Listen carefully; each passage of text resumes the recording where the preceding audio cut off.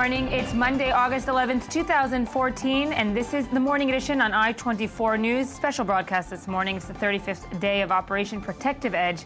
A new 72-hour ceasefire has come into effect this midnight. Israel sent its negotiators back to Cairo for talks on a longer-term arrangement, as the ceasefire still held this morning, this following barrages of rockets that were fired towards Israel throughout the weekend. The Hamas leader Khaled Mashal said yesterday that with any Israeli, quote, procrastination or continued aggression, Hamas is ready with other Palestinian factions to resist on the ground. With me this morning in studio is Tal Shalev, I-24 News diplomatic correspondent. Tal, good morning. Good morning. Ali Waked, the senior Middle East analyst for I-24 News. Thank you for joining. And Elad Meir, Channel 2's foreign affairs editor. Thank you for joining as well. Tal, ceasefire round number 7, I believe, meaning this time it's maybe late than never. Well, we can understand whoever decides to be skeptic this morning about the ceasefire, but it does seem there's another round of talks that will be launched today. It's going to be back-to-back, exactly how it's the way it was handled last week that didn't really yield any results. The Israeli delegation will arrive in Cairo, and the Egyptian mediators will be shuttling between the Palestinian delegation and the Israeli delegation. Israel, as you mentioned, has been saying in the past few days that it will not negotiate under fire. So the minute there will be if there's a violation, then we can expect maybe talks to break down. But there is still a sense in Jerusalem of a bit more optimism and more people are more expecting more out of this round of talks than up until now. Cautious optimism. Cautious optimism. Let's take a look at a report from yesterday that sums up the last day's events. I-24 News correspondent Shai Ben-Ari has a report. As both Israel and Hamas dig into their respective positions on the negotiation front, the situation on the battlefield is also something of a stalemate, though certainly not a quiet one. While efforts continue in Cairo to mediate between the Palestinian delegation and Egyptian officials to bring about a resolution to the conflict, or at least another temporary ceasefire, in a sense, Operation Protective Edge has returned to its initial stages, with no IDF forces inside the Gaza Strip, and Israel concentrating its efforts on aerial, artillery, and naval bombardments. The IDF hit more than 30 targets in Gaza overnight, with Palestinian media reporting 4 deaths. Around 2 a.m., they told the people to leave the house. When people left their houses, they fired the warning missile. After 45 minutes, they fired 2 missiles towards the mosque. They destroyed it.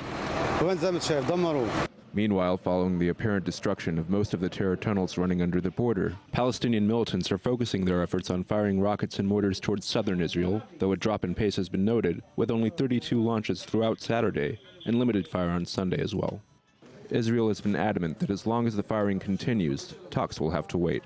Israel will not negotiate under fire. At no stage did we declare Israel's military offensive was over. The operation will continue until its objective, the restoration of quiet over a protracted period, is achieved. How long this stalemate holds before we see a resolution of the conflict, or perhaps yet another escalation, remains to be seen.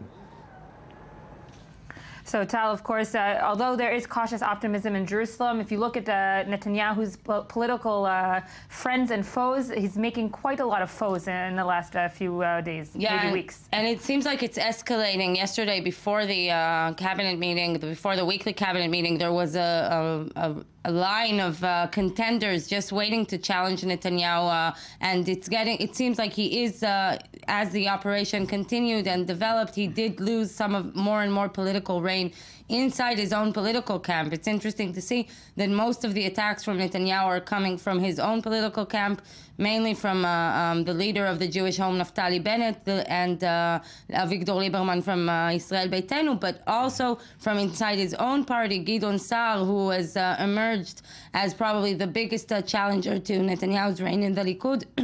And definitely the criticism of Netanyahu and his whole conduct of this war is now starting to come up and float into the public arena. Today there's a big piece in the Haaretz daily newspaper security cabinet ministers criticizing Netanyahu for not consulting with them. And now actually Netanyahu's if this ceasefire does stick, then Netanyahu has to start confronting the other battle, and that's the political battle and the aftermath of this operation that will and could include inquiry commissions and all kinds of looking into how the decision-making was the decision-making process, even going much back forth with the tunnel. There's a lot of issues that should be examined, and there are calls to examine a lot of things, and specifically his conduct during the war and the way the decision-making process. Was, as we said, throughout the war, it was a very much of a trio of Netanyahu, the defense minister Ya'alon, and of course the IDF chief of staff, and he did keep out the other security ministers. Well,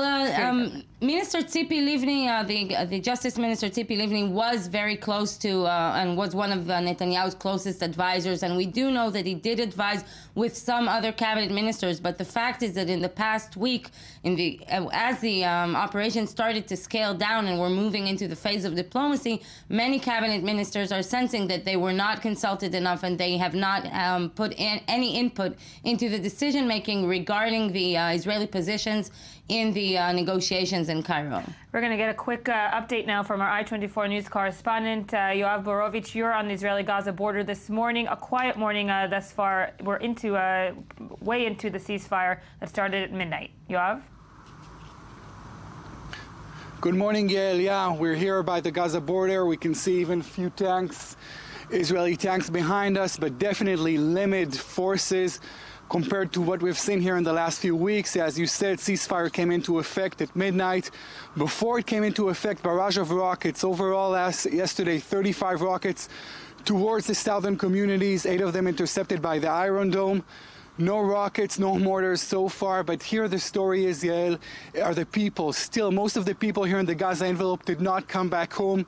Yesterday, there were some even confrontations. You know, Sami Turjaman, the commander of the Southern Command of the IDF, and Yitzhak Aharonovich, the Minister of the Interior.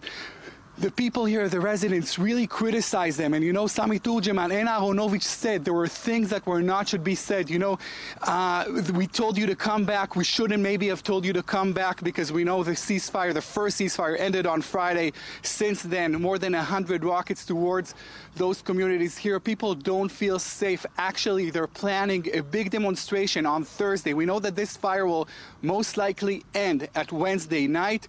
They're planning a big demonstration on Thursday, Kikar Rabin, Tel Aviv, because they say the treatment towards Tel Aviv is not equal to the treatment to those communities. They said IDF just entered Gaza after there were launches there were rockets towards Tel Aviv. So really a lot of frustration here in the area. We'll be here so far quiet today, but we know things could change at any given moment. Yoav, thank you for that update. Of course, you will be updating us throughout the day. Ali, on the Palestinian side, still we've talked about a very fractured delegation. Now that they've agreed to another 72 hours, is this delegation still fractured in its choices, or have they collected a unanimous kind of front against Israel? No, it is. It is very fractured from the fact that we have Palestinian Authority that should be the one who will have the profit of gaining back the control over the Gaza Strip, or at the beginning at least over the crossings at the Gaza Strip, and Hamas, who is the losing at the political level. The difference in this truth, Yael, is the position of the Egyptians. The Egyptians understood that they cannot keep humiliating the Hamas delegation from day one to now. They understood that Hamas is capable to spoil any security arrangement if their needs are not taken into consideration. This is why in the last hours, actually the day before yesterday evening, Hamas employees and civil servants and security men started receiving their first salary since few months. It was a partial salary, but it was an act towards Hamas. We do remember that from the Hamas perspective, this is a fight, this is a war for the crossings and the salaries of its former civil servants. So the salaries were already paid, and second, the Egyptians showed for the first time a flexible position vis-a-vis an eventual possible opening of the Rafah crossing. crossing. There are already formulas put on the table about the numbers of security men from the Presidential Guard of the Palestinian Authority who should be there. Now the question is, will they be capable to establish an apparatus that can supervise and make sure that Hamas will not use this opening, this eventual opening, to infiltrate men and stuff that both the Egyptians and the Israelis, but also the Palestinian Authority, are not interested in having them in Gaza and in Cairo from the Egyptian perspective. But what was very interesting yesterday is that the Palestinians, when they heard these talks, this new initiative of the Egyptians, and so no Israeli delegation present in Cairo, first it justified the position that the Egyptians are not a mediator, and the Egyptians are a player, and a very active player, who have a very hostile position vis-a-vis the Hamas demands and the Hamas position.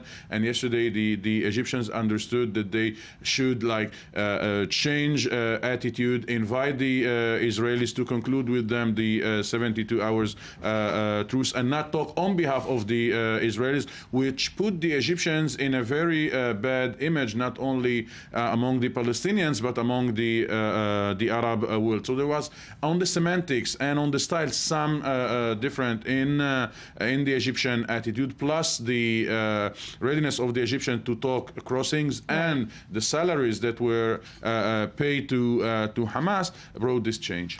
We're going to have Mr. Dimitri Diliani from the Fatah Revolutionary Council. You're on the line this morning, Mr. Diliani. Thank you for joining us. Good morning. Thanks for having me. Good morning. So, would you agree with Ali's assessment, perhaps, that the Egyptians, in the eyes of the Palestinian delegation, were until now maybe more of a partner and less of a mediator? No, I believe that the role of the Egyptians was announced publicly and accepted by us as Palestinian people and our leadership. They are mediators. They have proven to be a credible mediator.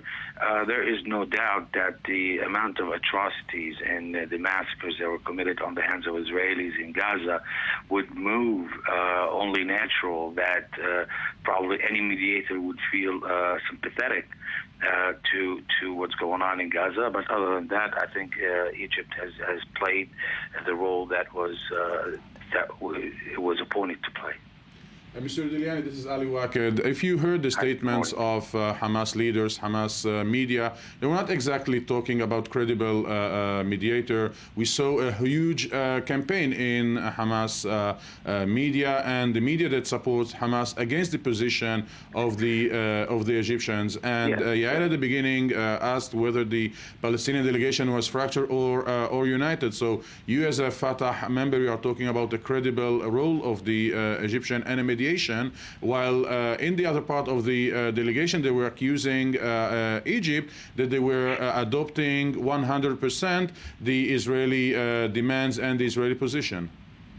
I believe that Hamas does not constitute the whole of the Palestinian opinion or position. Hamas is represented in this delegation. What I expressed to you was the position of the delegation. Of course, we know Hamas as part of the Muslim Brotherhood. They have their own agenda. They are keen on discrediting President Abdel Fattah al-Sisi. They have tried to maneuver against Egypt by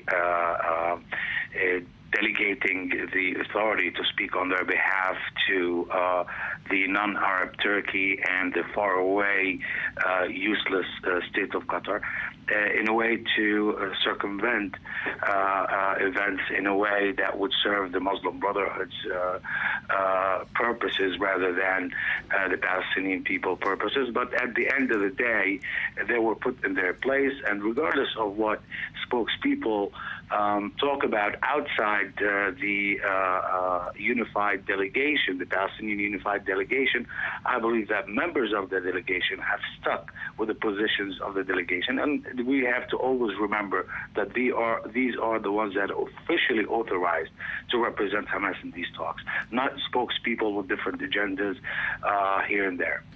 Mr. Diliani, we're on the 7th round of ceasefire. Do you believe that the Palestinian negotiation is unanimous in its intentions this time around, and we can see that this 72-hour ceasefire may be extended for a further longer-term plan?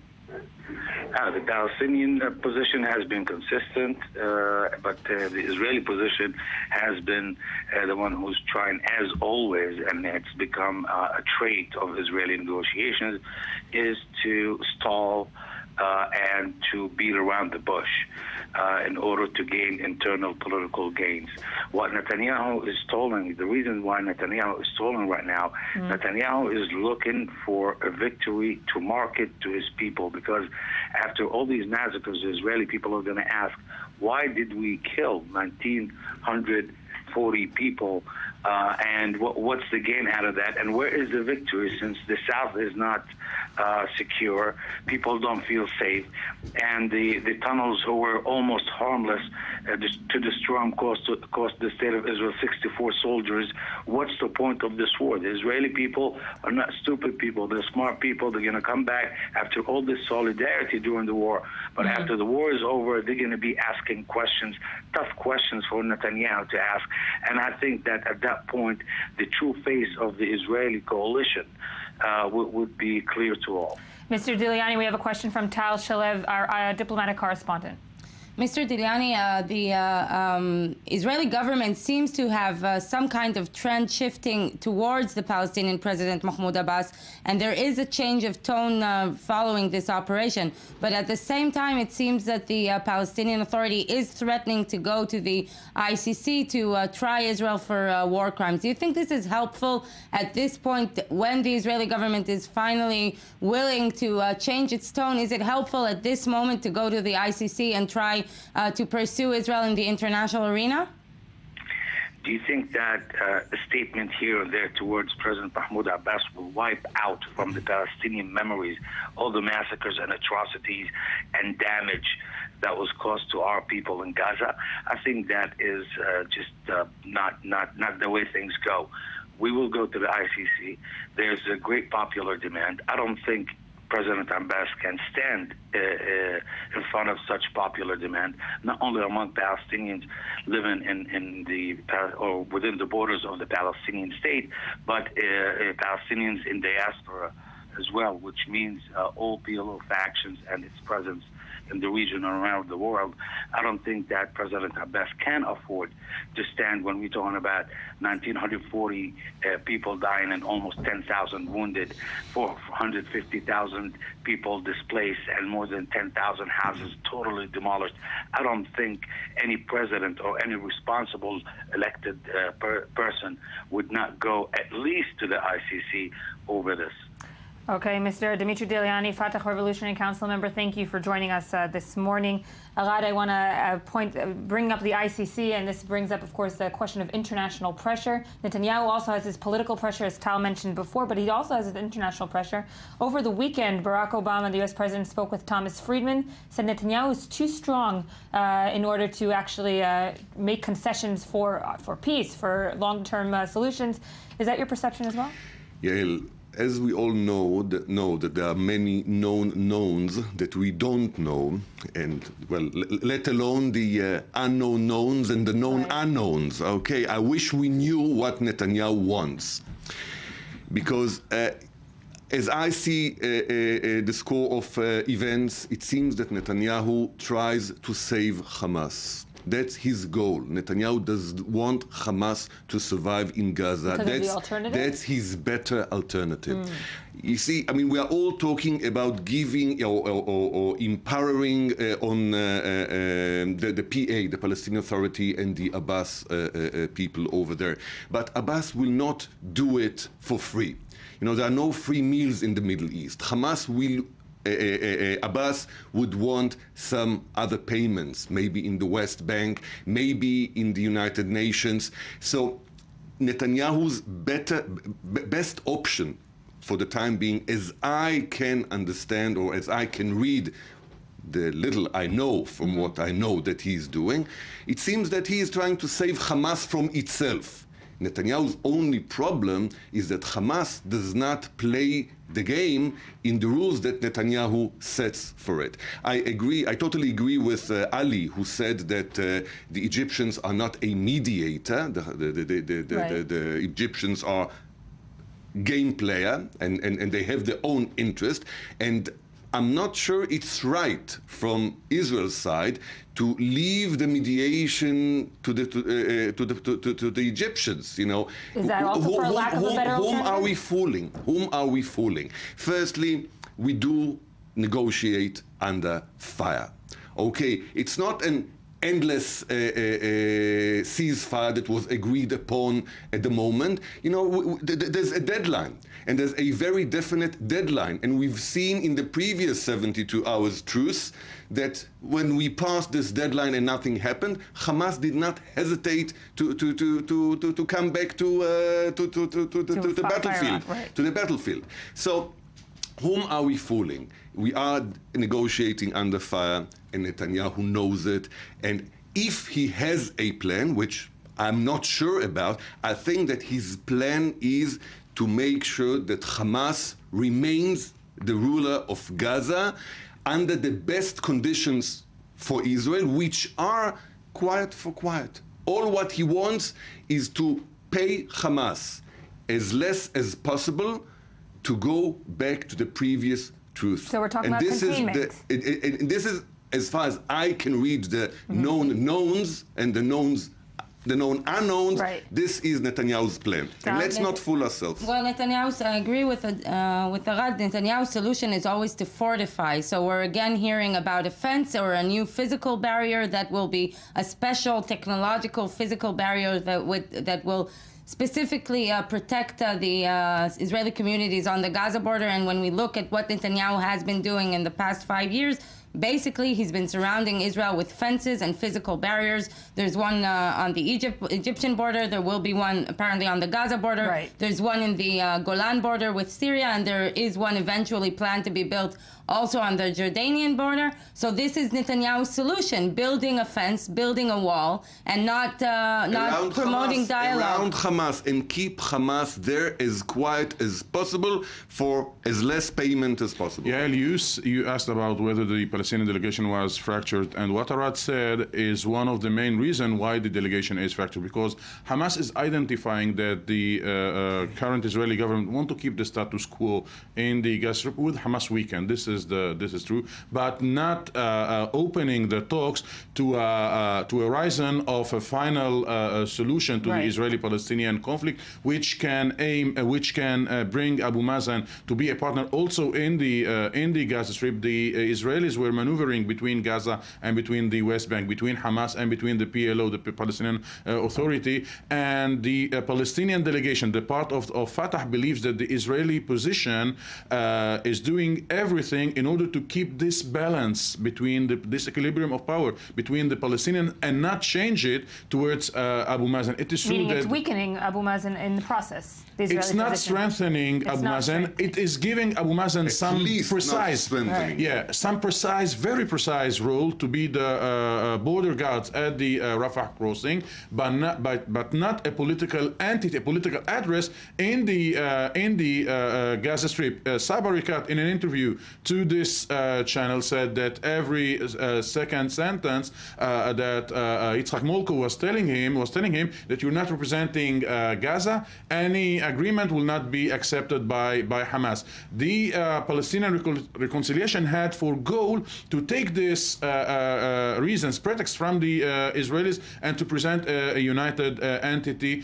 And now the Israelis are well aware that the Egyptians, and this perspective, the Egyptians are not serving the Israeli agenda when they are trying to put aside Hamas, to eliminate Hamas. The Israelis do not appreciate it because they don't want Hamas disappearing. They want Hamas weakened and stay in place in And Yael, coming back to your original question regarding the ICC, I think that by approaching this process, the PA, the Palestinian Authority, is actually developing a leverage towards Israel. Since the Palestinian authorities, they do not have choppers, they do not have tanks, they do not have aircraft, they've got no military leverage towards Israel, and definitely they can't withdraw from any territory. This is the only leverage that they can develop. So once we get into any kind of negotiations with the Palestinian Authority, this is an issue they can concede on. This is something that they can give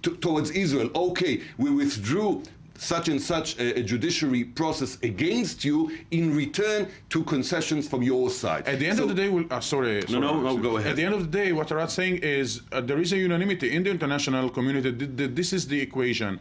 Allowing the Palestinian Authority to use all its international methods and tools, or getting back to the table of negotiations. And at the table of the negotiations, Netanyahu will have to make its mind whether he is choosing the international community and the peace process, or its current partners, Eitam and Avigdor Lieberman and Bennett. Netanyahu will have to, if this is the process that we're going to be seeing in the upcoming weeks, months, and years, Netanyahu very soon will have to make a political choice, and maybe the Israeli system will have to make a political choice, because it is clear... This is what Netanyahu wants to avoid. Exactly, because it is clear that the international community will not just set for, okay, let's go back to quiet for quiet. The international community will pressure Netanyahu to renew the negotiations, and also inside the Netanyahu's own cabinet there are voices calling to renew negotiations, and also in the Israeli discourse, I think for the first time in a long time, you're hearing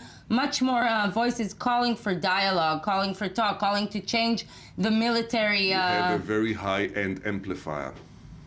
I'm optimistic. The only equation that was ruling the situation in the Gaza Strip until this round of confrontation was that Hamas is the worst option, and that if Hamas disappears, there will be the jihadist group. From this round of talks emerged the Palestinian Authority as an alternative at the other side, and this is the alternative that the Israeli government does not really like to deal with because of the internal calculations within the Israeli government, and the Palestinian Authority is well aware. This is the effort of the Palestinian Fatah delegation vis-a-vis the Hamas delegations, and accusing inside the rooms Hamas of serving Netanyahu with its position. And this is a huge challenge to the Palestinian Authority to maneuver between the Hamas components of the delegation and the Israeli delegation. And at this point precisely, the Egyptian, which we complain that they are not playing the mediator, are fully supporting the Palestinian Authority. We're going to have to stop here. We're going to take a quick break. Thank you for joining us. We're going to be back in just 2 minutes for more I-24 News Morning Edition special broadcast this morning, day 35 of Operation Protective Edge. We'll be back.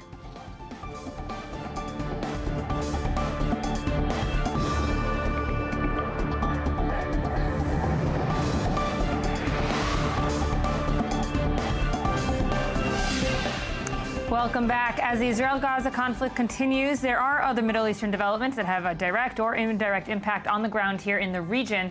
Yesterday, the Turkish Prime Minister Tayyip Erdogan won his country's first direct presidential election. With almost all the votes counted, Mr. Erdogan had won about 52%. Meanwhile, in what U.S. President Barack Obama called a protracted effort, U.S. fighter jets and drones struck vehicles and artillery belonging to ISIS 5 times yesterday.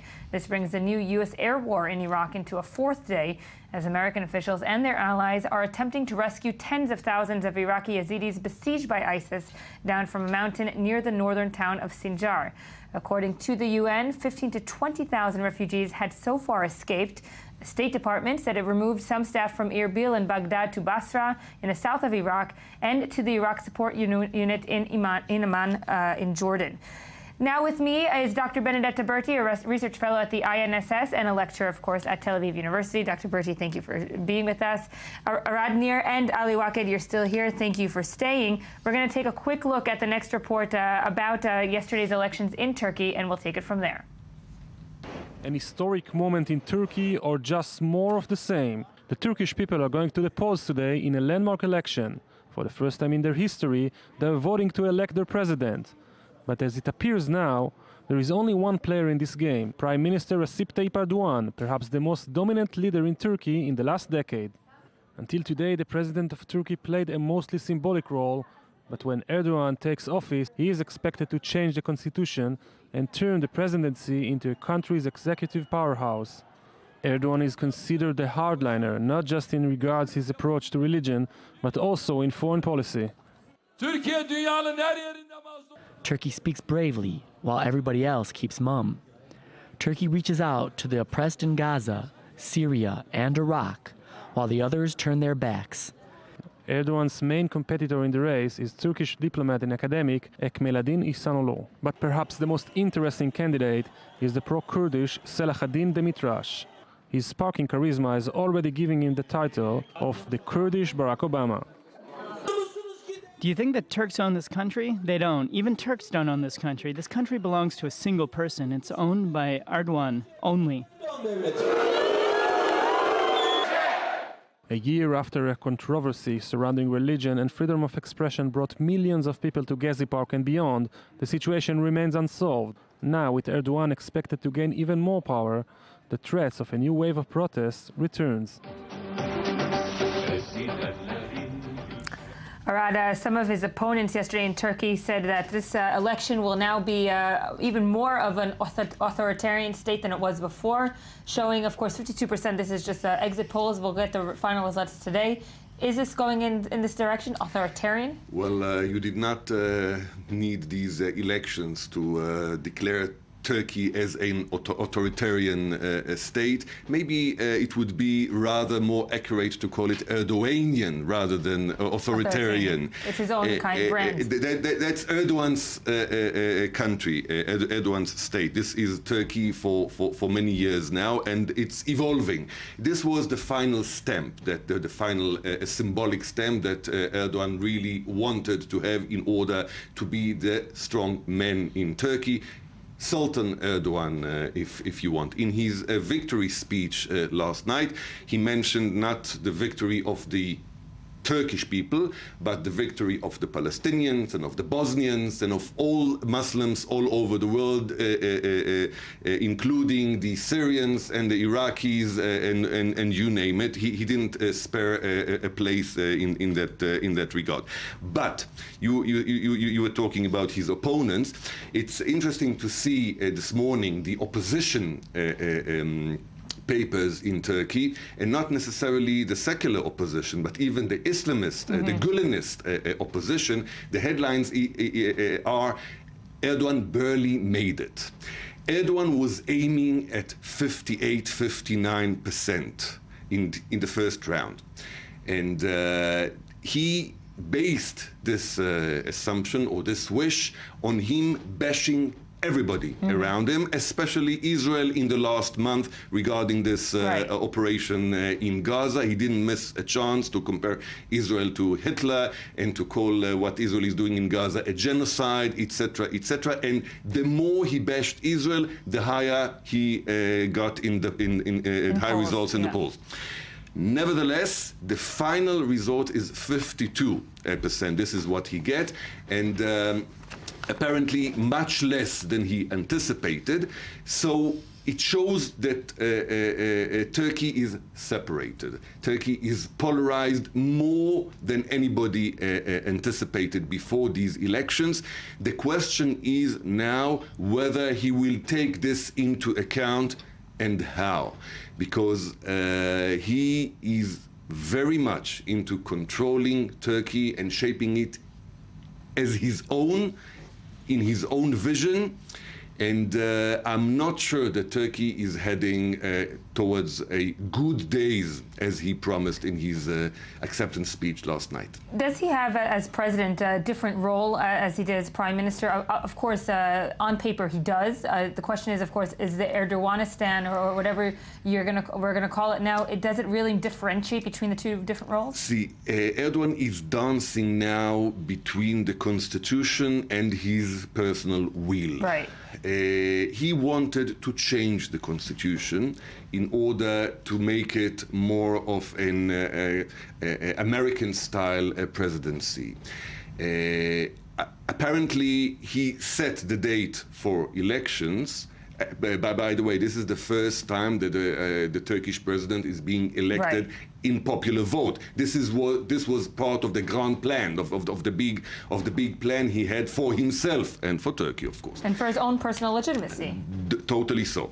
And apparently, as he was preparing for a referendum to change the constitution, the Gezi protest emerged, which withheld him. He couldn't go on with this process. So now his aim is to be a president, which he became last night, but he will nominate the prime minister, which is the executive force in Turkey, until he changes the constitution. So he will probably, since he can control the parliament, he will nominate a weak prime minister, which will do whatever he is being instructed by Erdogan, and before the next parliamentary elections, which are due in 2 years' time, maybe then he will manage to change the constitution in order to bring it to make it an executive presidency rather than a parliamentary regime. Can we compare this to a Putin-Medvedev kind of relationship, or this is the kind of relationship that he's looking towards? Definitely so. This is his plan. When he will nominate a prime minister now, it's not the American cabinet he's looking at. This is not his example he's trying to follow. It's not Barack Obama, it's rather Vladimir Putin. He is a Putinist sort of personality, and this is what he's trying to achieve in Turkey. And when we do look at the regional developments, and we'll talk about ISIS in just a second, obviously he's looking also within Turkey for his own popularity, but is he also looking to be the regional leader that perhaps it has been waning in the past few years, his leadership? As I said, Sultan Erdogan. But it's a regional, or is it a global? That's his aim. In the very beginning, he wanted to do it via mediation and through peaceful means. Now he's doing it in other means, more interventionist. When talking about ISIS, he did support ISIS in Syria, which was unacceptable, and now we see where it leads to.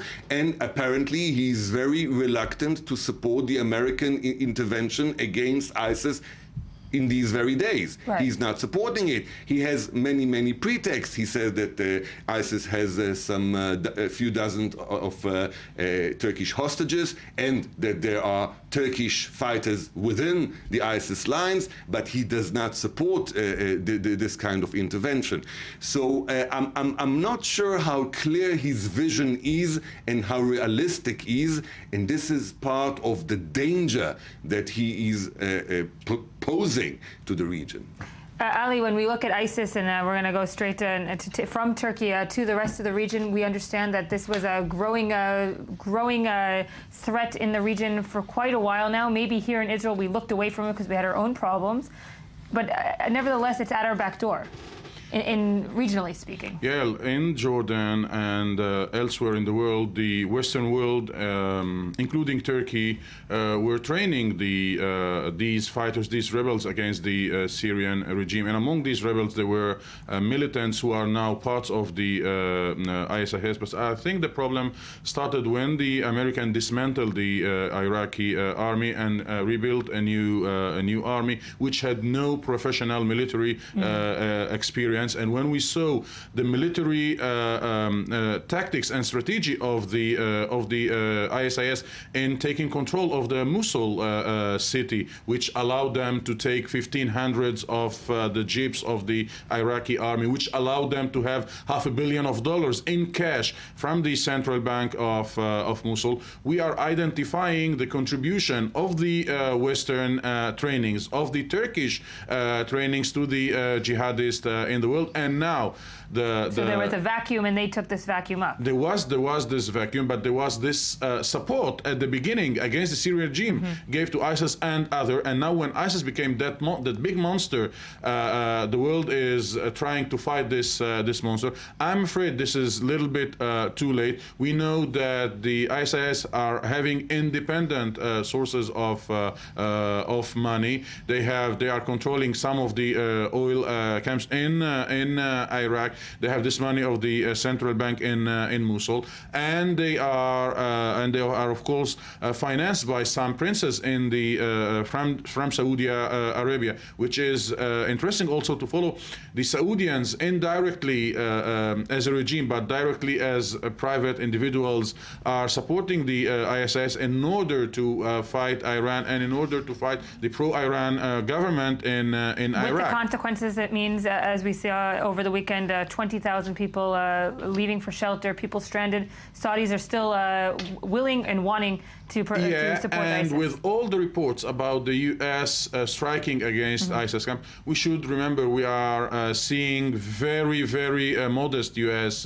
Campaign. I think, in my opinion, for now, the truth it's for now. But the problem is that in Iraq, the U.S. are seeing its two allies, Iraq and Saudi Arabia, fighting one against each other, and the U.S. is here demanded to revise all its position, its strategy towards Iraq. We should remember that since the first day the Americans withdrew, and even before, it was clear that the Iraqi regime, the Iraqi government, would be a satellite government and ally to the Islamic Republic of Iran. So the problem started there, and the fact that the Sunnite were marginalized in Iraq, and the Americans did not identify the consequences of the Sunnite being marginalized, and the input that bring the former generals in the Iraqi regime and in the Iraqi army, Izzat Ibrahim, Izzat Addouri, who is working with ISIS. Those secular Baathist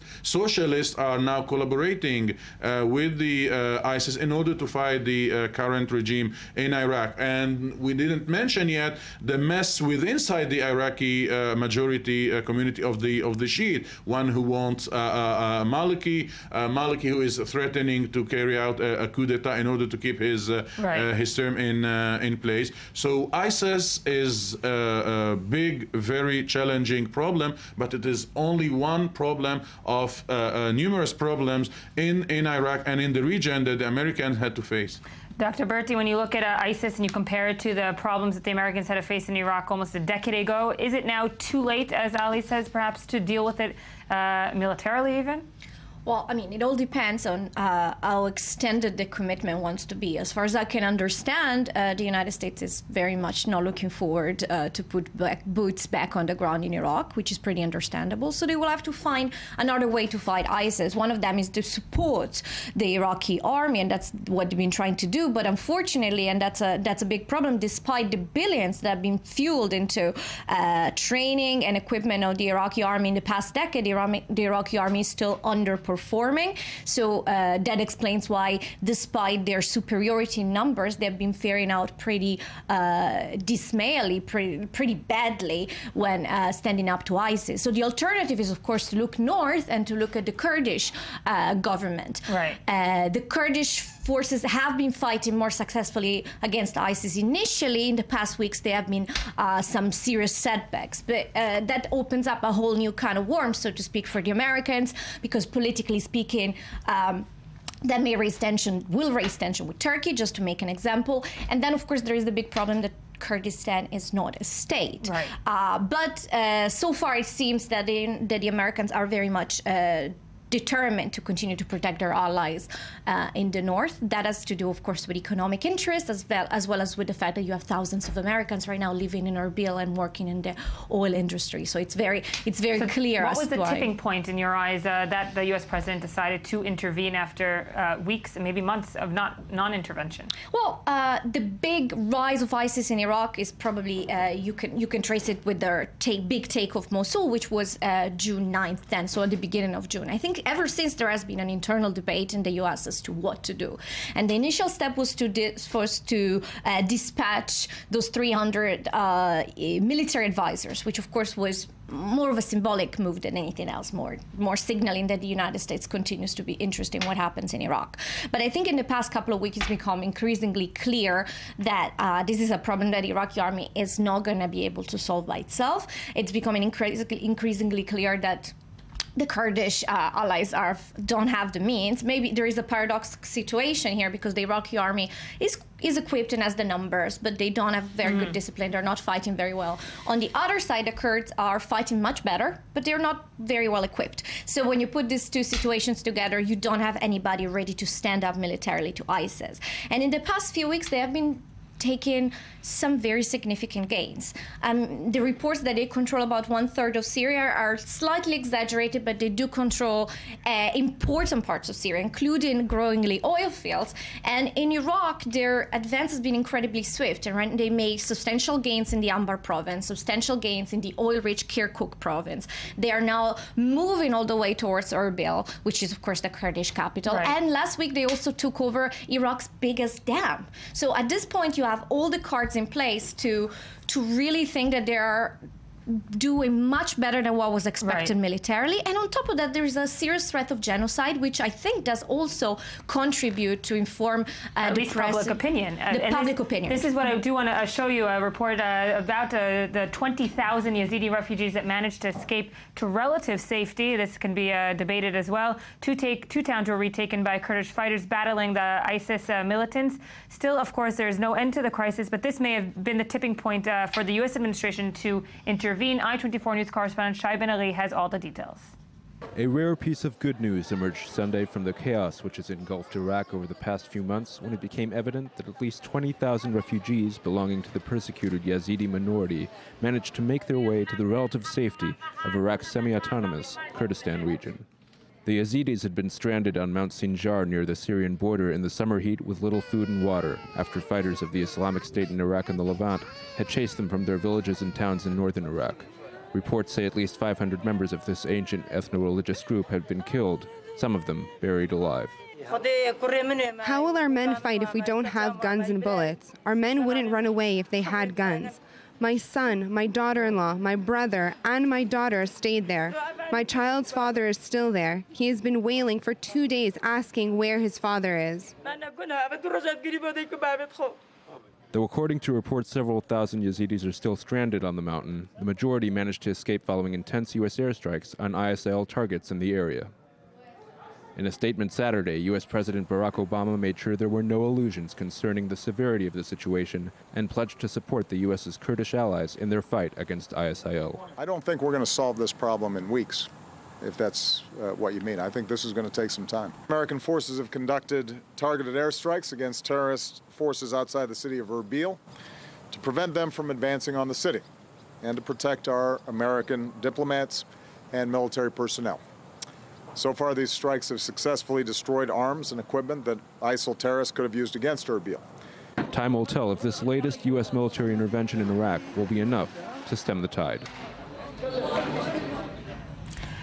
Arad, when you do look at these pictures, and obviously public opinion in the United States is not for boots on the ground, that's a loose assessment of mine, but of course the pictures coming out of Iraq and out of this region are enough to push Obama to do something, even though his foreign policy has been, up until now, non-intervention for the most part. Well, he's trying not to intervene when not needed, and this was a case when intervention was needed. There was a humanitarian crisis which he had no other way to not even to solve, but to have any influence. He had no other way to influence it rather than to use these airstrikes. This is the mere he could do, since the United States of America is not the only superpower in the world at the moment. It is the only moral superpower at the world at the moment. He had to do something, and this is the least that he could do. I don't expect him to do any more than that, as he stated himself. Boots on the ground will not be acceptable within the United States of America, and I'm not sure that this will solve the situation, but he has to carry on and try to save these people with these means as much as needed. Meaning, does he have we like to talk about plans, does he have a plan for saving also the region, not only these people? I don't think he has a plan for the region. He will pinpoint situations and intervene in a pinpoint manner when he feels it is needed to save not America's interest, because there's no American big interest or strategic interest in saving the Yazidi people, but it is a moral interest. And in order to save the United States' moral stance, he had to operate, and he will continue to operate in this kind of operations. And yeah, we were talking about Turkey, and we know that the economical growth in Turkey is one of the biggest, strongest tools that serve Erdogan. And we know that Iraqi Kurdistan is Turkey is one of the biggest investors in Kurdistan of Iraq, if not the biggest one. On one hand, on the other hand, as Arad said, Erdogan was not reluctant in the fight against ISIS, and ISIS is now threatening Kurdistan, is threatening the Turkish investment. What would be the role of Turkey in this game? Turkey position is hostile to the Iraqi government, is supporting politically at least the Sunnite minority in Iraq. Now, this progress of ISIS is challenging Erdogan whether to not contribute to the stop of the ISIS and collapsing the Iraqi regime, and on the other hand,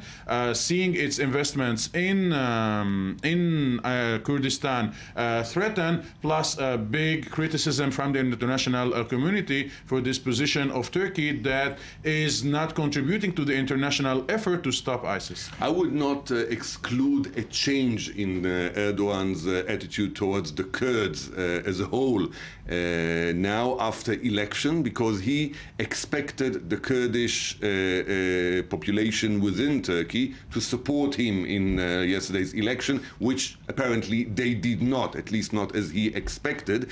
And well, it depends on his political interest at the moment, whether he's aiming at this referendum we were talking earlier about. He would keep this kind of positive attitudes towards the Kurds and Kurdistan. If he decides to postpone it a bit longer, maybe he'd change strategy, and then I wouldn't exclude a change of attitude towards the Kurds inside Turkey and the Kurdistan issue as a whole. Even accepting an entity, a sovereign entity to the Kurds in Turkey? Maybe. In certain case, he may. By the way, if you take the Kurdish file, the Syrians identify the Kurdish card as a card to play against Turkey, and the Syrians were arming the Kurdish rebels in Turkey, and the Syrians opened the barrage towards an unprecedented discussion about the fate of Kurdistan in this region, and apparently what the Syrian made, plus the internal needs to have some Kurdish support to Erdogan, is leading to a whole change of the vision vis-a-vis the Kurdish file. If once we used to say that Iran, Syria, and Turkey share the same vision towards the Kurdish sovereign state, and now we can say that these cards were all change and melt, and there is, of course, a different vision in the region, and a different division among the players in the region vis-a-vis a Kurdish sovereign state. Definitely so, and especially regarding Erdogan, as we stated earlier, it depends what his personal achievement or his personal goal will be. In a certain circumstances, he can carry on with this peace process against peace process with the Turkish Kurds, and he may allow them certain kinds of sovereign symbols that will cooperate with the sovereign state of Iraqi Kurdistan or whatever, in order to help him achieve his personal goals in Turkey. If he thinks that he won't need them on this process, then again he'd be against them, and he will change the whole process. When yesterday Barzani, the president of Kurdistan of Iraq, thanked the Iranians for their support, it's contributed to the change of the vision vis-a-vis the Kurdish. Dr. Berti, when you look at the lack or maybe the absence of U.S. or the want of U.S. intervention in the region, you hear, of course, a different interest in the region. Can you foresee any other state, any other government taking on ISIS because of its own interest or perhaps of its regional interest to gain power? Well, at the moment, there's a number of actors who have been trying. So I would say say, rather unsuccessfully to take on ISIS. Just to give you a quick outlook, of course, the Iraqi state is very much on an open war against ISIS, and from the Kurdish autonomous region, they're also very much invested. Of course, as I said before, ISIS is not an easy adversary, especially after they took over Mosul. They gained substantial financial. That's one of the big trends that everybody was interested in terrorism is looking at. We have this terrorist group, which is at the moment the best funded, the richest terrorist group on earth, with worth about $2 billion. So they have resources, they have discipline, they have weapons after taking over Mosul. So they're not an easy adversary, but they are being taken on by both sides of Iraq. In Syria, the Syrian government has finally, I would say, after leaving ISIS doing their own thing and even buying oil from them, has started to actually target ISIS. And of course, in the last few weeks, we must not forget that the Syrian opposition, the Free Syrian Army, has been fighting a double war. They've been fighting against Assad and they've been fighting against ISIS. But no concentrated effort to unite against ISIS. Well, there are coalitions in Syria, depending on where, that have been actually focused on fighting ISIS. Yes, so that was actually one of the big reasons why one of the biggest Salafist fronts in the Syrian opposition, the Islamic Front, broke up, and why there was another coalition being formed. I won't get into the million different names of the coalitions, but yes, the Syrian opposition is fighting a double front. And as the threat grows, I'm sure the unity between them will also grow. Not so sure, but that's a hopeful thought. We're going to take a quick break for I-24 News Desk headlines, and we'll be right back.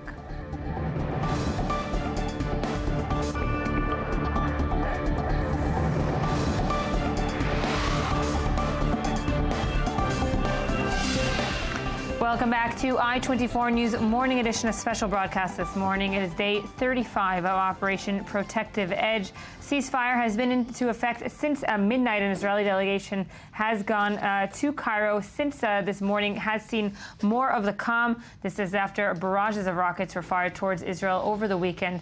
And of course, the Israeli delegation and Hamas have both agreed to a 72-hour ceasefire starting midnight last night. With me in studio is Dr. Benedetta Berti, a research fellow at the INSS and lecturer at Tel Aviv University. Thank you for staying with us. Gabi Tartakovsky, our I-24 News correspondent, and Yossi Melman, intelligence and security expert. Thank you for being here with us at this time. I want to continue. We're talking about, of course, the Islamic State, IS. They changed their name a few weeks ago, was it? Yes. Because why? What was their reasoning? Well, they said we are no longer aspiring to create an Islamic State in Iraq and Syria, but also all over the world, in Spain, the Balkans, wherever there was in the past Islamic presence, Muslim presence, it belongs to us.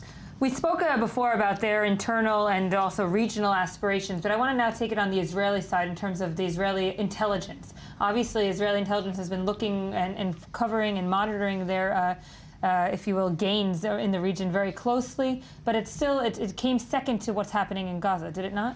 Oh, sure. Even third. You have Gaza at the moment, which is highly on the agenda, but still Hezbollah is the potential threat, a much bigger threat than Hamas in Gaza. They have 10 times more rockets than Hamas used to have at the outset of the war.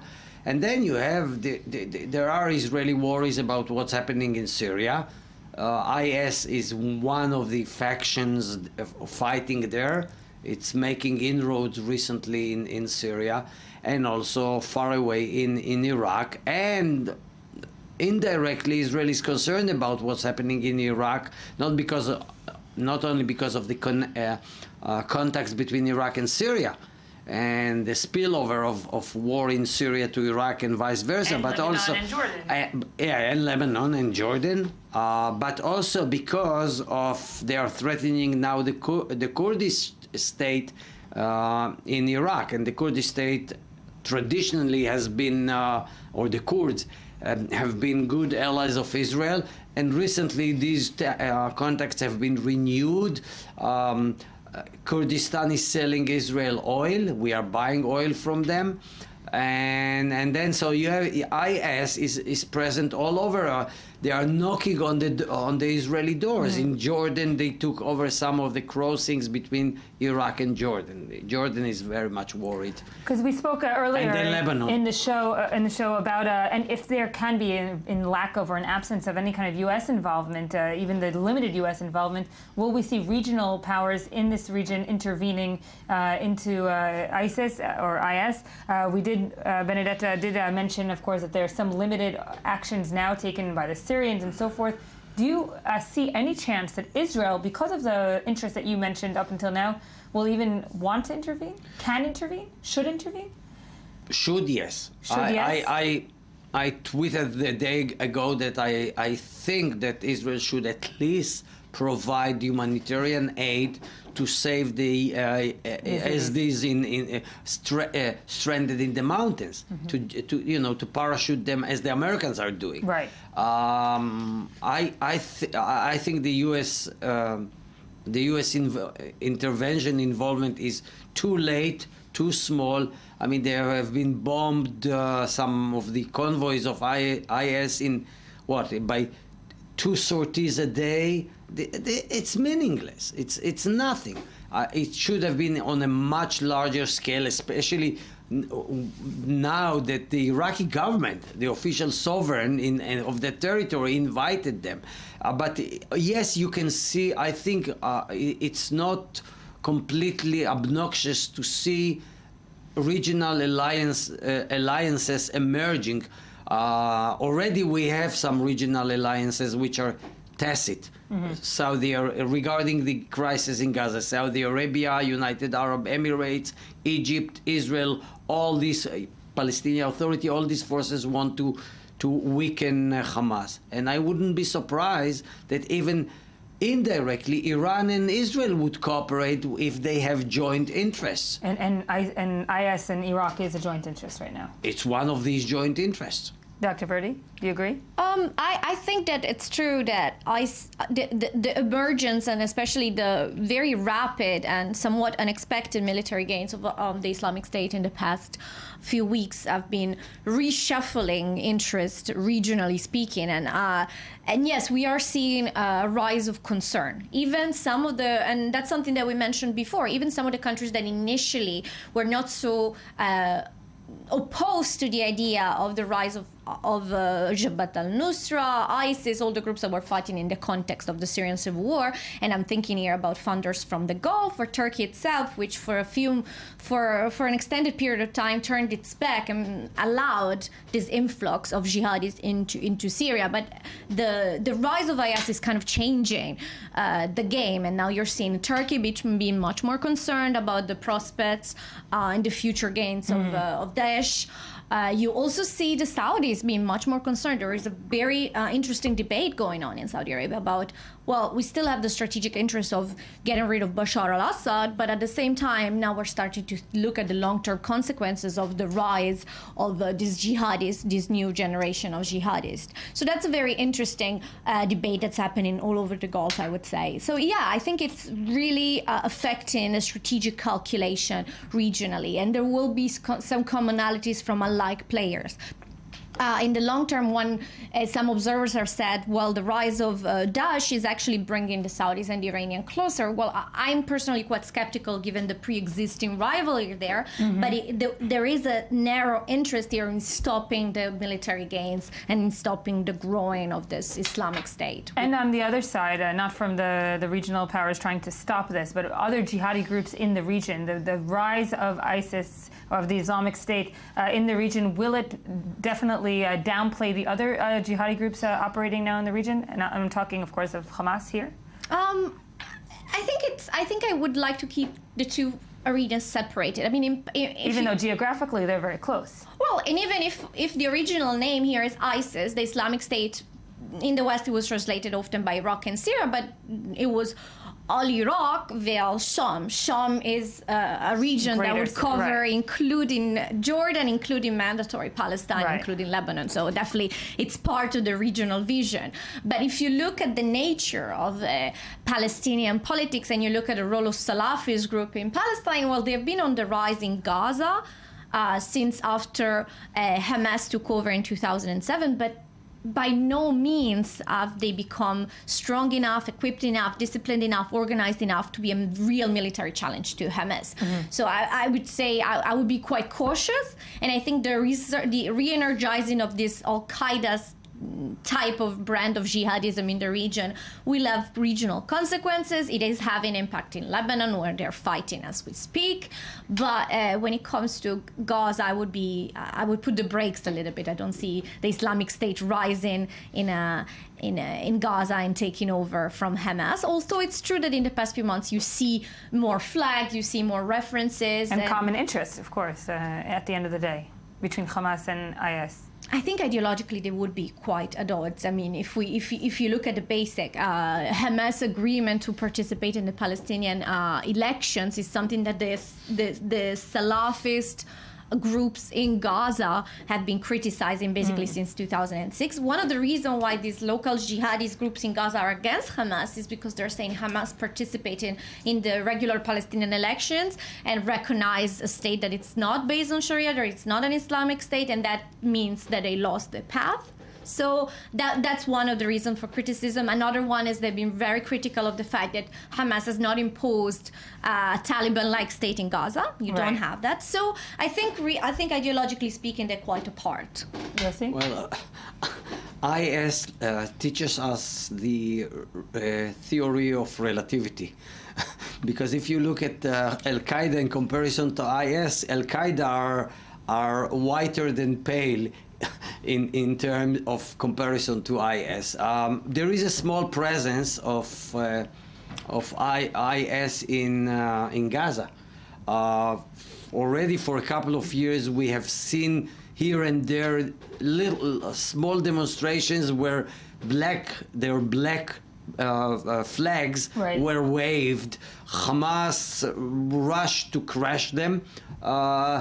But we should be a bit concerned about it. Although there is it's embryonic, it's small, it's in inception stages. But still, there is a spread of Salafi ideology spill over to Gaza and to the West Bank. But there is a big difference. Hamas is an Islamist movement, but it's basically a national Palestinian movement, and they accept the Palestinian political process. But now, if we take it back to present day, 72-hour ceasefire. This is the 7th round of a ceasefire process. Hamas today in the 7th round? Well, it's not the 7th round, let's be honest. It's the 2nd round, because all the other truces for 4 hours, 8 hours, 7 hours either were violated or didn't take place at all. 7th attempt, maybe at a ceasefire. Yes, 7th attempt at a ceasefire. That's different. Hamas, would you say that Hamas today is different than when it went in 35 days ago? Oh, that's for sure. In what ways? I think they regret it. They would never admit it, but they regret that they opened that battle. They lost 2/3 of their arsenal cache. It would be very difficult for them to replace it. Already in the last year, weapons smuggling into Gaza became harder and harder because of the grip of the Egyptian authorities on the tunnels. Then you have naval blockade and siege by the Israeli Navy. And on top of that, now a lot of their workshops have been destroyed by the airstrike. So I think they regret it. But on the other hand, if they come out with some sort of a political economic gain, they would say it was worth it because they broke the Israeli siege. And probably because they'll say as well, this morning we spoke to someone from Fatah who says Israel is going to have to explain the massive amount of deaths in Gaza, and B, still getting rockets. So what did Israel perhaps gain? Maybe Hamas is stronger than when it went in. Well, Israel is getting rockets is just a slogan. Because if the war continues for another month, and Hamas continues launching rockets at the same pace and rate, of their daily average, they would be exhausted. They would use all and waste all their rockets within 30, 40 days. So they don't have enough rockets. They still can, use some sort of a war of attrition to prolong it for a month or 6 weeks or 7 weeks.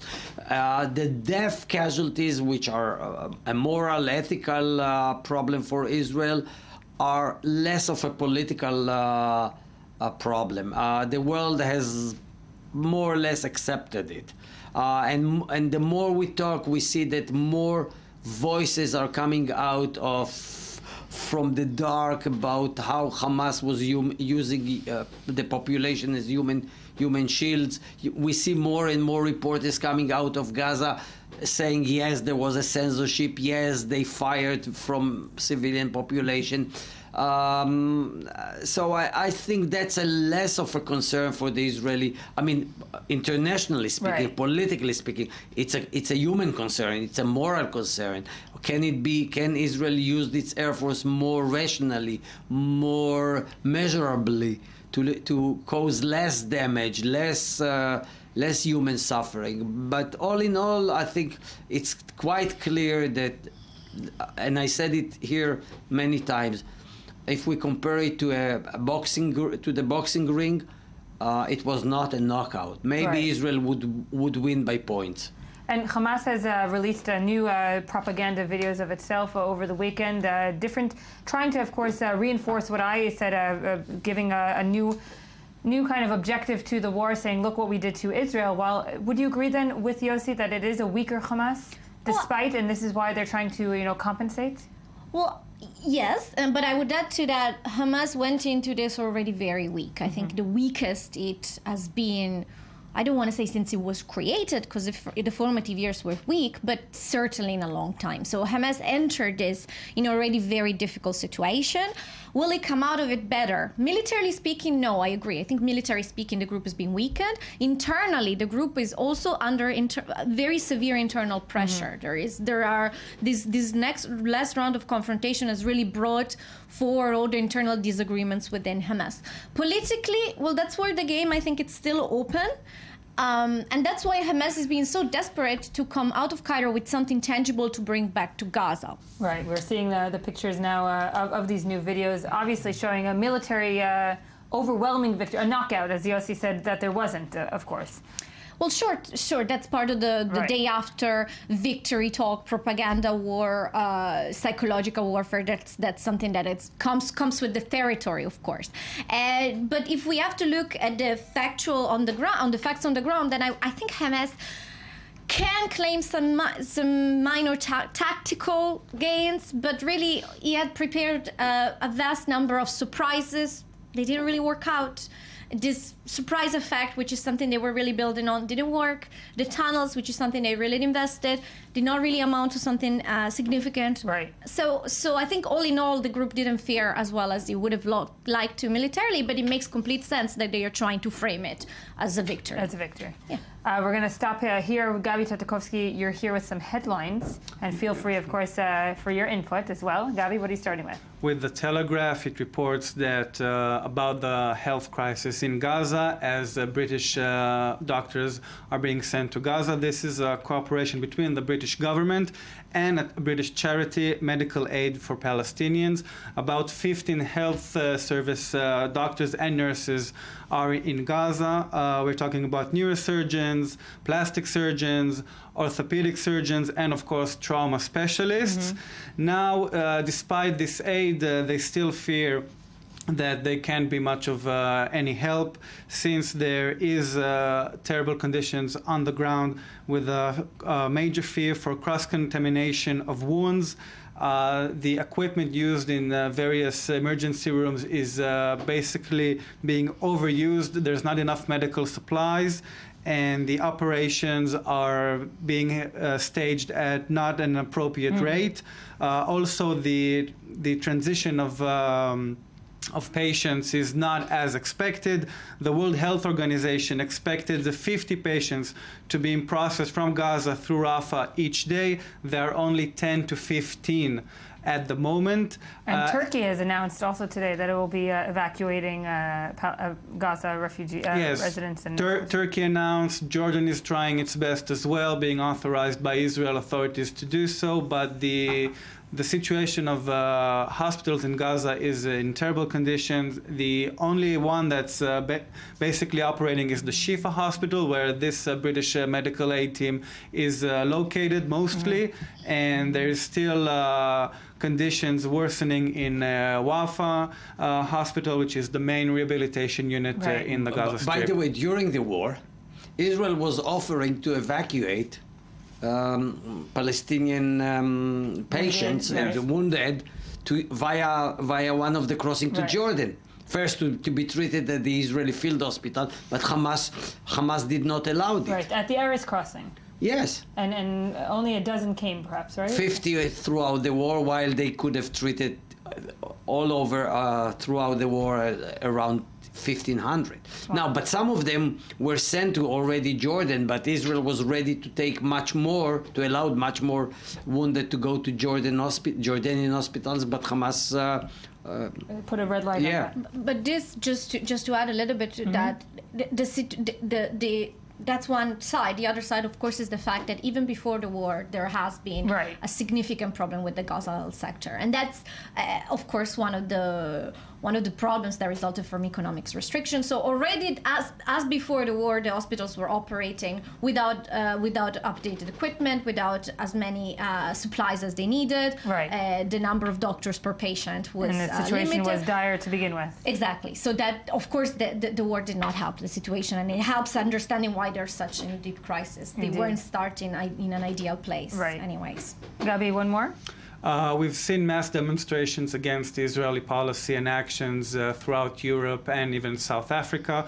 The Jerusalem Post reports thousands march in Santiago, calling for the state of Chile to sever ties with Israel, saying one protester, "We are present at this march to demand once and for all to break all types of relationship with Israel." We've seen that Chile has returned its Israel envoy alongside other major Latin American countries. There is a strong Arab-Palestinian community in Chile and in South America. And South America in general. And its voice is definitely being heard these days. Chile then stated that it follows with great concern the military operations, which serve, according to Chile, as a collective punishment to the civilian population in Gaza, but it also condemned the rocket launches by Hamas, saying it does not adhere to international laws, and we still have to wait to see whether the Chilean ambassador to Israel will return once the operation is over. Indeed, we'll follow up on that in the next segment of the program. We're going to take a quick break. Thank you to my panelists for this part. We're going to take a quick break, and we'll be right back with more I-24 News Morning Edition, a special broadcast this morning, day 35 of Operation Protective Edge. We'll be right back.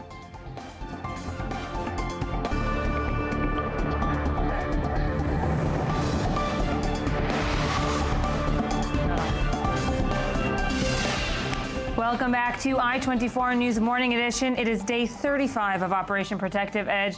We're going, of course, with a special broadcast this morning. This is only a few hours after a 72-hour ceasefire is in effect. An Israeli delegation is in Cairo, along with a Palestinian delegation, and we will, of course, will update you with more from Operation Protective Edge as it involves. But we're going to take a little quick break now for some sports news. With me in studio is Mirav Seville, the I-24 News sports correspondent.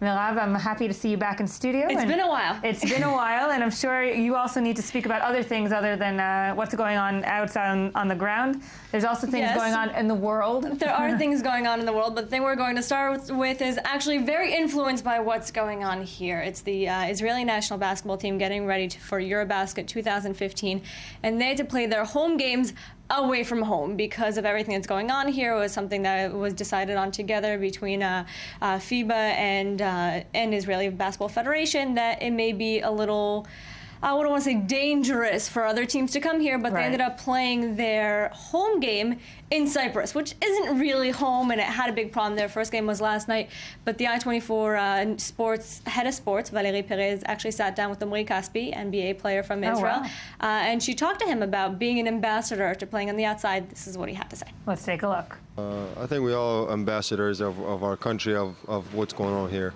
It's important for you to represent the Israel point of view? Very much, yeah. I mean, I represent Israel every step of the way, and you know, there's a big misperception of what's going on in Israel, and people, you know, what you see on TV is not always what's true, and so, like I said, we all, you know, small ambassadors in our way, and what we can do to help.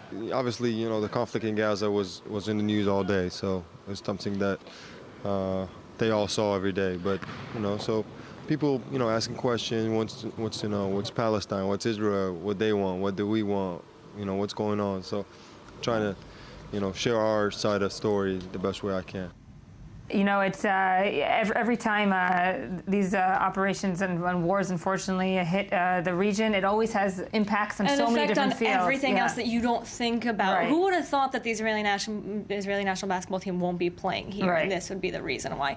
But we're talking, you said he's being an ambassador. Another person who's actually being an ambassador right now is David Blatt, who was the coach of Maccabi Tel Aviv, just got the gig of his life. You can call it that with the Cavaliers. Now he's coaching LeBron James. And he's also, in the past week and a half, been interviewed about the operation in Gaza and saying that he fully supports it.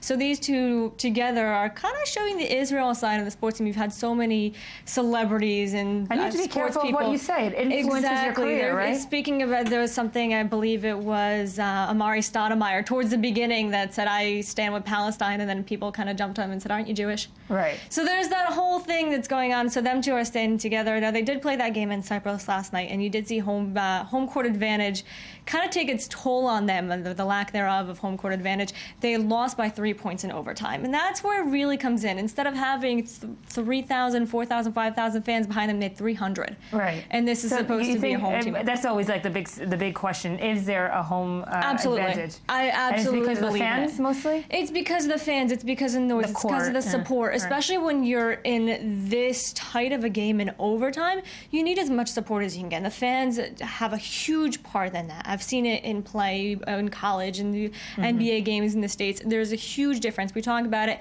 in the NBA playoffs all the time. That's why it's such a big deal to come out with a better record, because you have home court advantage and your fans are behind you.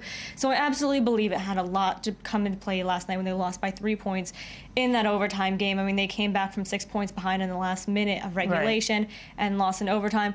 The way that these qualifiers work is that they play each team twice. They play 3 teams, so they still have 5 more games and a chance to qualify for next summer. But for their first game to be home, and it's away from home in Cyprus, and losing it, it can take a huge toll on this team. Only a few hundred fans, which obviously... Absolutely, and we'll wait and see. The other games, the other 2 home games aren't supposed to be at home either, so that could have a lasting effect on the way this team does and whether or not it makes it to the Eurobasket next summer. And in tennis, there was also a tournament that was moved from Israel. Andy Ram said that he wasn't going to play if it wasn't held in Israel. Yeah, there's a lot of stuff going around right now about people wanting to boycott Israel and moving everything.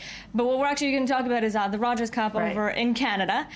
We have a new champion. It's his first title of the year, Joe-Wilfried Tsonga, and he actually came out and he surprised Roger Federer, and that's the bigger thing. This guy came from behind. He beat Federer, he beat Novak Djokovic, he beat Andy Murray. He's the surprise guy. No one saw it coming. I wouldn't have seen it coming. If you look at the number of people he's beaten, the names that he beat to get here, it's absolutely incredible what he did and how he got here. You can't take that away from him. Incredible feat. Another Cinderella story. Tennis seems to be breeding a lot of these Cinderella stories in the past few years. And we as fans, we love it. Yeah. The more Cinderella stories, the better. How many times do you want to hear, oh, well, Roger Federer just won his umpteenth his cup title. That's what you want to hear. As fans, you always like when there's somebody new on top. So Tsonga is 29 years old, younger than the others. Younger. It's his 11th career title, first of the season. So for him, it's a big deal coming out on top. Not only did he get to surprise everyone by beating these huge, the biggest names in tennis, but it's also his first of the season, which makes it all the more better. Nice.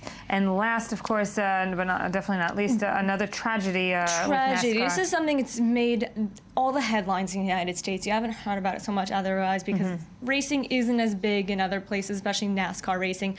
Tony Stewart, huge name in NASCAR, on Saturday night, he was racing on a dirt track in Canandaigua, New York, and you saw one of the other drivers, he kind of knocked him out. That's where the conversations and the rumors come in about how much was on purpose that Tony Stewart knocked him out. He got out of the car, it looked like he was going over to confront Stewart, and Stewart didn't hit the brakes, ran right over him. The medics came, rushed. Wow. Yeah, it's a huge tragedy, heartbreaking. The medics rushed right over him. Within 2 hours, he was declared dead in a local hospital. Wow. And there was talk about after that whether or not Stewart was still going to race in a NASCAR race later in the day. At first, his manager said, yeah, we're still racing. And then they came out and retracted that and said, after this heartbreaking tragedy, we decided that we're not going to do this. But this begs the question that we've always seen. Right now, they're saying that they're looking, the investigation is open and that Tony Stewart is fully cooperating, but whether or not legal action and whether it's meditated and what kind of legal action they can take against him is still completely up in the air. Police are going to be investigating. They're investigating currently, and he is cooperating with the investigation, but what kind of charges we'll see once this keeps developing. I mean, he came out with a statement saying it's heartbreaking and it's a tragedy and everything you're supposed to say when something like this happens. But then there's also the rumor circulating around that Tony Stewart does have somewhat of this attitude, and it's happened in the past where he said, I should have run over this guy, and the rest of the races whenever I have a chance. Not this guy specifically, about somebody else. But so other people are saying maybe he purposely, like in the back of his mind, didn't want to step on the brakes because of this confrontation between the two. But it also begs the question, how much do we as sports fans let our sports heroes get away with stuff like this? We've seen in the past. He's a three-time champion. This is like a big guy. He's a big guy. He is a household name in the United States. Obviously, the further you get away from NASCAR in the U.S., you know less and less about him. But this is something that stole the headlines in the United States over the last couple of days. And again, it's bringing up that question as fans, sports fans, we have shorter memories than goldfish. We tend to forget about it within a week. We'll be like, oh, Tony Stewart, he's racing again. We forget that last week he had to pull out of a race because he killed the guy with his car. And that's something that we need to be more and more cautious about as we go forward and continue to see what goes on with Tony Stewart. We definitely will be following it, and the sports magazine is back. It's back. It's back. Everything is back to normal. Not really, hardly, but there's still an operation going on. We're trying to be back to normal. We're trying as much as we can to get back onto our regular schedules. Mirav Sevilla, thank you for joining us. We're going to be with you, Gabi, in just a second, but first I want to talk about another big story in the world, of course, that has to do with the operation. A third London mass protest was held in support of Gaza, this time also in the UK, of course, and this time it was almost unprecedented numbers, and we'll get more information now from Jonathan Sacherdati, our I-24 news correspondent there in London. Jonathan, correct me if I'm wrong, this might have been the largest pro-Gaza rally that London has seen in recent years. Yeah, it certainly did look big. Large numbers of people protesting and marching through the streets, again, going for the BBC because they feel that the BBC is somehow biased against the Palestinian side on this debate, which, of course, seems ironic to those who watch it and think that the BBC is biased against Israel. Right. So we see these large crowds again in the streets, also in Hyde Park, where we saw the infamous Member of Parliament, George Galloway, who has spoken to that crowd in Hyde Park and also spoke earlier in the week saying that he believed that Bradford, the constituency he represents, should be an Israeli-free zone. He said that he didn't want Israelis there, he didn't want Israeli goods there, he didn't want Israeli academics in the university, he didn't even want Israeli tourists.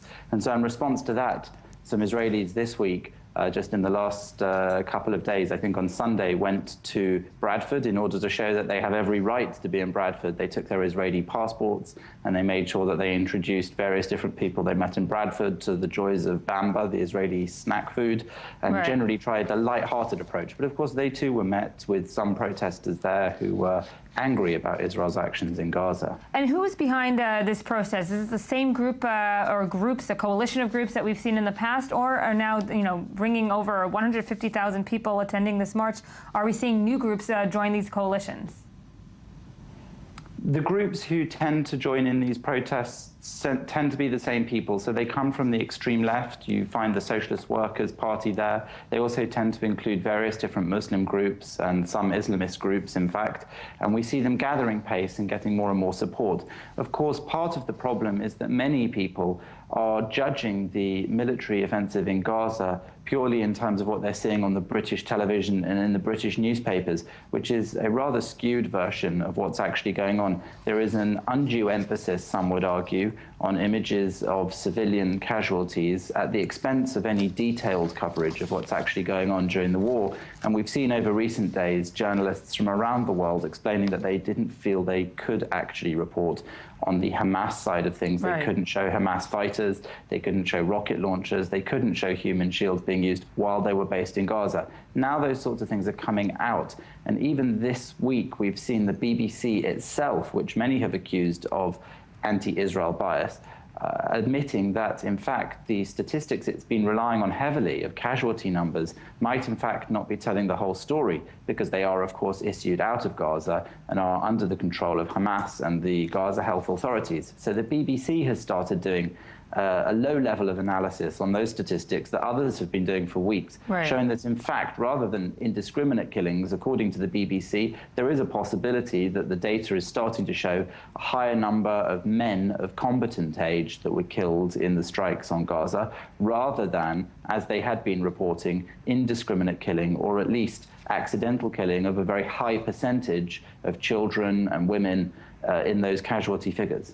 And when we look at the protests over the weekend in London, as you said, maybe unprecedented in terms of numbers, this happens simultaneously with other incidents throughout the country. We spoke last week about the Tricycle Theater, where there was a counter-protest by Jewish groups and Israeli groups, and also Israel Free Zone, which perhaps is another quote-unquote watershed in the deteriorating relations between Jews and the UK and Israel and the UK, depending on how you look on it.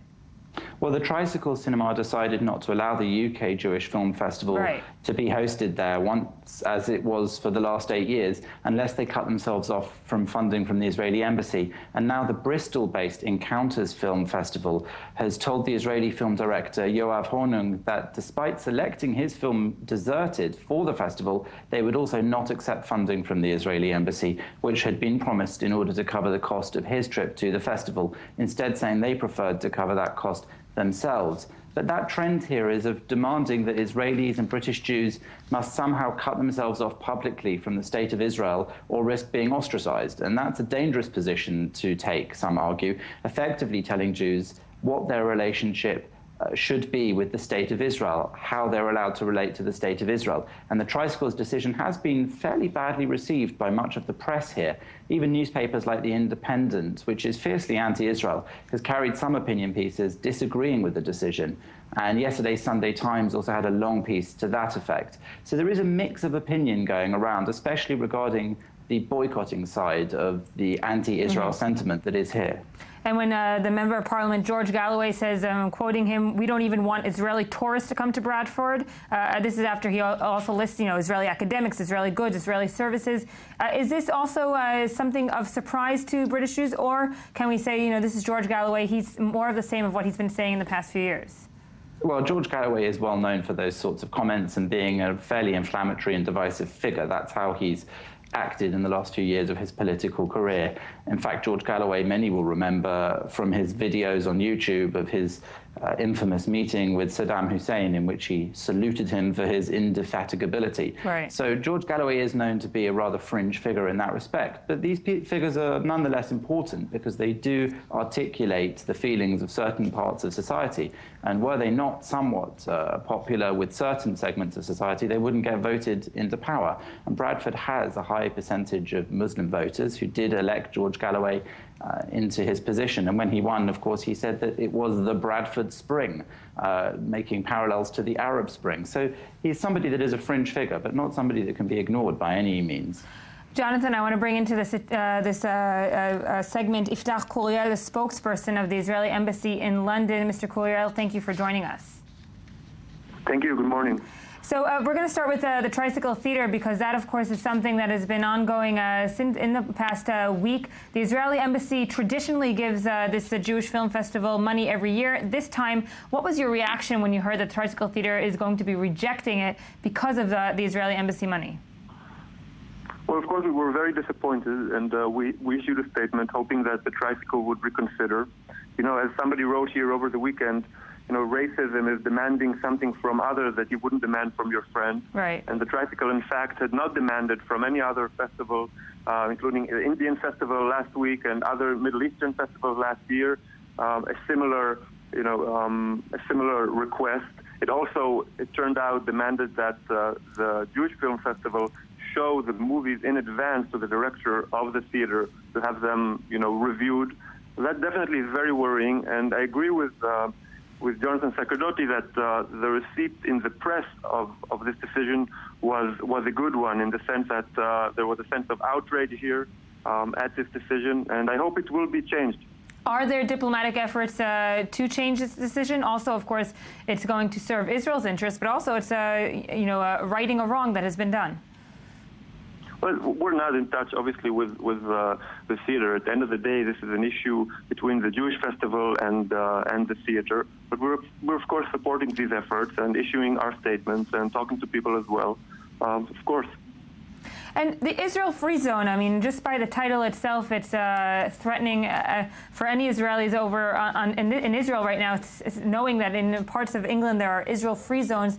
Is, though, the fact that it's coming from a member of parliament, George Galloway, who, as Jonathan said correctly, has throughout the years been, you know, provocative and so forth, does it lessen the threat, or is the Israeli embassy in London making all of its efforts to reverse this kind of rhetoric? Well, I think these types of comments, even from fringe figures such as Galloway, are definitely worrying. They are out of place. They should not, should not be said. We can just remind you that last week or 2 weeks ago, it was David Ward who said that were he a Palestinian in Gaza, he would fire rockets at Israel. We wrote a very tough letter to Deputy PM Clegg, and Ward apologized. So we do try to minimize these sorts of things, if only for the reason that they are inflammatory and they can cause other people to act. If he would fire a rocket, then perhaps somebody else in the UK will decide to take action by himself, commit an anti-Semitic act or whatnot. So these things do have an effect and should not happen. But are there diplomatic efforts between the governments now, because we're seeing, a trend in anti-Semitism, a trend in anti-Israeli, anti-Zionism? Are there concerted efforts between Israel and the UK diplomatically also to combat this, or are we leaving it to NGOs and civil society? No, look, we're in constant contact with the UK government, mm-hmm. and overall the UK government has been very understanding of what's been going on. I think that we're in a different situation today. There is a larger understanding of the threats coming from the Middle East, whether jihadists that were fighting in Syria and came back to Britain and planned to carry out terror attacks. So I think overall the government and parts of the public as well realize that Hamas and Al-Qaeda and ISIS are the same sort of groups, and therefore the challenge that Israel is facing is a very unique one. We just saw yesterday that ISIS had its headquarters in a children's hospital in Aleppo, much like Hamas has its headquarters at Jaffa Hospital in Gaza. These comparisons are taking place as well here, and so there is understanding. And of course, we are in touch, all the time. Yiftach Kulel, the spokesperson of the Israeli Embassy in London, thank you for joining us this morning. And Jonathan, thank you as well. Gabi, we're with you with some more headlines from the web now. Yes. Other headlines from around the world, also with regards to the conflict, but also not. Yes, we're starting off with the Times of Israel. Guess who's interested in the Iron Dome defense system? None other than South Korea. Yedidia Yaari, the CEO of Iron Dome manufacturer Rafael Advanced Defense Systems, said in a recent interview that this highly successful defense system has raised much interest by various foreign countries. I think we'll be surprised by the list of foreign countries that are interested. South Korea is less surprising, but I'm sure there's others. Singapore is one as well, but the thing is that Yaari confirmed that Rafael officials actually visited Seoul. So there is possibly a talk for a deal, but you have to reconsider this since, first of all, Iron Dome missile defense system has not been sold yet to any other foreign country, and it is largely funded by the U.S. So I'm sure the Americans will have their say whether this defense system will be imported to any other region in the world. I'm wondering also how many really do need an Iron Dome system at this time. I don't know if anyone is having... Well, Yaari said that South Korea is very worried not only about rockets, but other things as well. But you can definitely... Other projectiles in the sky. Other things, other neighboring countries, perhaps. But nonetheless, they are interested in hearing at least about the highly successful Iron Dome. That's actually something when we were down in one of the hospitals in the southern cities, I got a chance to speak to one of the foreign diplomats from South Korea. And that was one of the things he told me is, we understand what Israel's going through. We have the threat also. So it's interesting actually hearing now that they are interested in getting that in. They're following up on their brotherhood with Israel and how they're feeling. All right. What else? Moving on, Walla reports about a recent interview with Abdallah, King of Jordan, who is watching very concerned about the current situation, basically saying without a Palestinian state, another war in Gaza is imminent. And he said that the peace talks must resume. This conflict must end with a Palestinian state. If not, there will be a sixth or seventh round of conflict in Gaza. Abdallah is saying the Palestinian people are yearning for freedom, security, and dignified living conditions. Indeed. Well, the Jordanian king only comes into rhetorics when it's time for him to come in. He's been relatively quiet. But he's concerned, obviously. The Palestinian population in Jordan is a key factor in his stability, and there's also the issues of observing the holy places in Jerusalem. Jordan is as much part of the conflict as perhaps he didn't want to be, but it's tied to the conflict nonetheless. What else do you have? Well, I'm crushed that Lana Del Rey canceled. She waited until the last minute to break my heart. And now Mako reports that Israeli concert promoters are said to lose 120 million shekels because of the recent cancellations. There's allegedly more than 200,000 tickets canceled or unsold. 30 to 50% drop in all ticket sales in Israel during the past month. And most Israeli concert promoters expect for things to pick up around September, saying they're used to this kind of situation where it takes perhaps a couple of months for the entire live music concert market to recuperate. But people are still iffy about coming back to Israel. I think September's a little bit too soon. Yes, September we are expecting the arrival of the glorious Lady Gaga in Yorkon Park, where the Stones and Justin Timberlake performed as well just in June. Maybe she will cancel as well. I think it's too soon. And what about the fans? Have you been compensated for Lana Del Rey, for instance? I didn't buy a ticket. Actually, I told my colleagues the war will be over when I buy a ticket for Lana Del Rey's show. So you're not really a diehard Unfortunately, the war goes on. I didn't buy any tickets, and she canceled. I'm sorry, Lana. All right. Well, you at least didn't buy a ticket. Think of all those fans. Yes, about 10. The real fans, Gary. The real fans, 10,000 fans bought tickets to Lana Del Rey's show, and they're about to get their refunds. All right. What else do you have? An interesting website has been launched next to reports. Someone to argue with.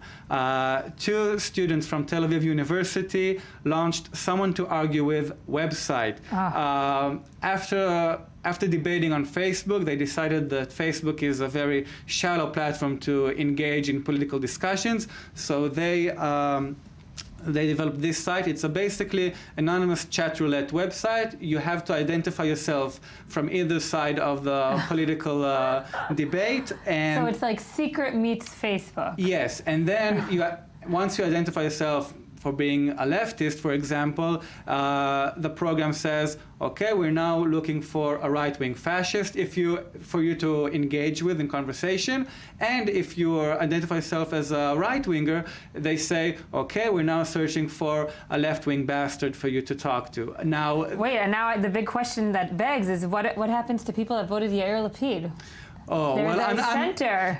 I'm not getting into that, but the site developers said that they think the greatest breakthrough and challenge, and for people to really understand the situations, is for them to present themselves as the opposite. For instance, to present yourself as a right-winger, although you voted for one of the leftist parties, and then try to engage in opposing rhetoric, perhaps to bridge over the gaps. And since the website was launched, only 2 hours after it was launched, and it basically crashed because there were more than 120 conversations being held at the same time. So meaning people either have a lot of time in their hand, or they have a lot to say, which maybe both. Israelis have a lot of free time when it comes to political debates. Absolutely. Indeed. Just come over to any Friday night dinner to my house. I'll show you some of that debate. It can get hot.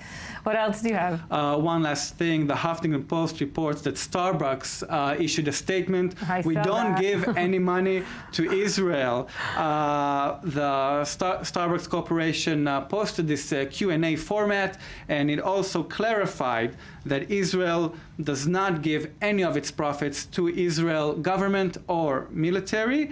Possibly this statement... Why did they give out the statement to begin with? Well, part of the reason I think is because of the growing BDS campaign, which calls for consumers to boycott anything, not only Israeli products, but also major international corporations which have any kind of deals with Israel, and Starbucks was rumored to be one of those. Right. But the backlash, I saw it on social networks, is more about having bad coffee and weak coffee, and Israelis don't want to even have anything to do with Starbucks. It didn't work here. It didn't work here in 2003, and the statement clarified that the termination of Starbucks in Israel has nothing to do with the conflict. It's just a business decision. All right. Well, Gabi Tartakovsky, thank you for joining us. Merav Savil, thank you for joining us. That's it for today. We'll be back tomorrow with more. Next up are the headlines.